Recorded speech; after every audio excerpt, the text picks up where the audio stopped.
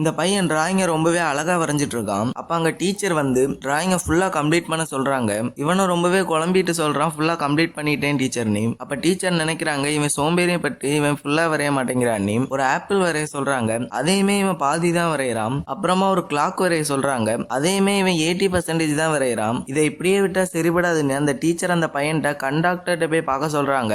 இவனும் டீச்சருக்கு ஏதோ ஆயிட்டுன்னு அங்கிருந்து அப்படியே வந்துடுறான். அவன் வரைஞ்ச டிராயிங் எல்லாத்தையுமே அவனோட ஃப்ரெண்ட்ஸ்கிட்ட போய் காணிக்கிறான். அவனோட ஃப்ரெண்ட்ஸுமே இவனை ஃபுல்லா வரைய சொல்றாங்க. இவனுக்கு கண்ணுல ஏதோ பிரச்சனை இருக்கு, கண்டக்டரை போய் பாருன்னு சொல்றாங்க.